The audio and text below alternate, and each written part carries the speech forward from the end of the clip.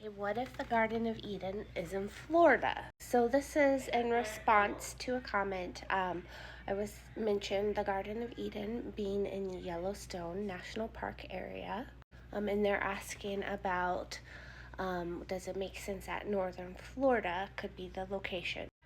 So I'm assuming that you are referencing this book by E.E. Calloway called In the Beginning.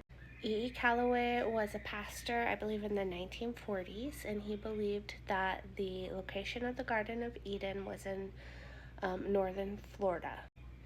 So I have read his book, and it makes sense to a certain point, and then after that it stops. It doesn't make sense anymore. So I'll see if I can just touch on some of the main things that I see. So in his book, and you can access this for free online at archive.org. But he's referencing the second chapter of Genesis where it says, "A river went out of Eden to water the garden. From thence it was parted and became into four heads." Now, I know there is a lot of debate online about what this verse means. It does kind of sound like it's talking about one river that splits into four. However, that doesn't actually happen in nature. Rivers come together, so it would be four rivers coming into one, unless it was some sort of like supernatural river. I'm going to take this opportunity to know that yes, I'm extremely aware of the idea of the North Pole in regards to this, and I have actually looked into that for years and years. However, he is saying that this is the only river formation like this in the world where four rivers come into one. I'm not sure if that's accurate. It seems to me like it would not be. I haven't done a deep dive on that, but this is what he claims. They have since created a dam right here where those four rivers come into a reservoir now, and then one river runs out of the reservoir. So he says that this river does have four heads right at the point where the river Pishon went out of Eden to water the garden. It's the only river in the world with four heads.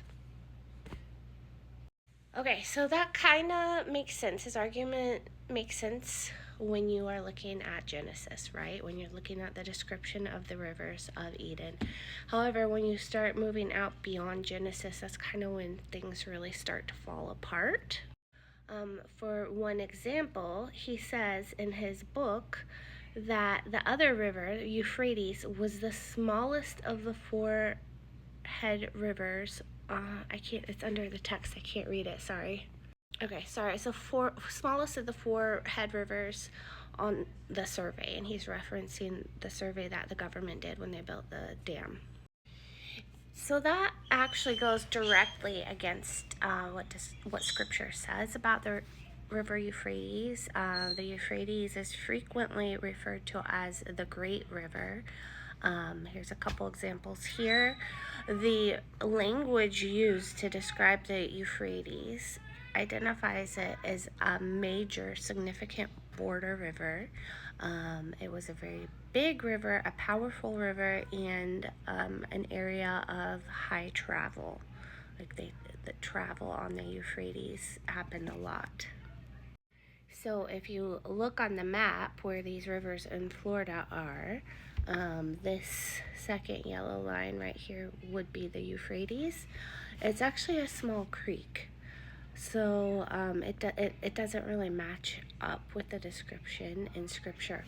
Also, he's saying that Assyria would be right up in here somewhere, and that there was a community back in old days in Florida called Assyria that was right there. And that's important because the Tigris ran east of Assyria. So he's saying that was Assyria. The problem with that is Assyria wasn't just a small community or even a small region, it was a great nation. And it took over Babylonia. This is where the Tower of Babel was built. And this yellow line right here, it's also a small creek. It doesn't go up very far. There's just not a lot of room there to put Assyria. Then if you zoom out, you can see this is where those rivers are up in there. And then just down below that's the Gulf. And the reason that's problematic is because that would mean that all of Judea and Jerusalem would have to be down here, because we know that Assyria was north of Jerusalem.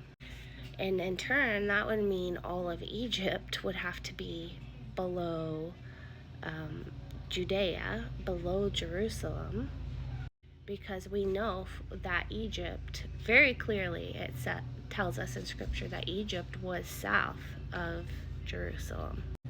There's just not a whole lot of room there to go. And yeah, you could go down into Florida, but that's very much east and then south, and that is not how it is mapped out when you start pulling up the details in Scripture about the location of Egypt in relation to Judea. The other problem we have is there is no Salt Lake. There's no Sea of Galilee with a river connecting the Salt Lake and the Sea of Galilee. There's no mountains. And if you look to the west, there is no sea that fits the description of travel that is given in Scripture. So the equivalent of the Mediterranean would have to be here, and over in Utah what we have is the Great Basin, which was a great inland sea, and fits the travel routes with what we have marked out over there perfectly. They would ship lumber down, like from up north in Lebanon, down the sea to Jerusalem. Anyways, those are some of the main issues I see with this. I mean, I could sit and pick it apart all day, but when it comes down to it, with the detail and precision we are seeing with what we are mapping out in Utah and the surrounding area, and knowing how many of these rivers of Eden correlate to those areas. Like the rivers of Eden weren't just in Eden, right? They ran all through the biblical storyline. I just don't see it at all. And at first, when I first read his book, when I was kind of at the beginning of this whole journey, I was like, oh yeah, that makes sense. That's super cool. But when you expand out beyond the Genesis narrative, it starts to fall apart pretty badly. But I mean, I have a lot of respect for the guy. He was on the right track for sure. And there's all the comments I get about the gopher wood in Florida, and that means it's Eden. Well, there's no connection between Noah building the ark and the Garden of Eden. Like there's not that connection in Scripture. It doesn't say Noah built his ark in Eden. So did Noah build his ark in this area? I don't know. Maybe. Probable. I don't know if the gopher wood thing is highly legit or not. It seems like it's a good point, but it's possible. But that doesn't really correlate to Eden. The other thing about Yellowstone that I want to bring up, it actually is one of the only places, or maybe the only place in the world that has a 3-way continental divide. Some argue a 4-way continental divide up in Glacial National Park. And there actually is one of the only creeks in the world in Yellowstone that is one creek and then divides into two. It doesn't come together, it does divide. And that's called Two Ocean Pass, or Parting of the Waters. So I find that highly intriguing. I'm going to try to do some more information on Eden. I've held off on that because I feel like I need to fill in some gaps in my knowledge before I do, but I'm going to try to tackle that soon. But anyway, I hope that answers your question some. Let me know if you have more questions. I'm happy to do my best to answer them if I know.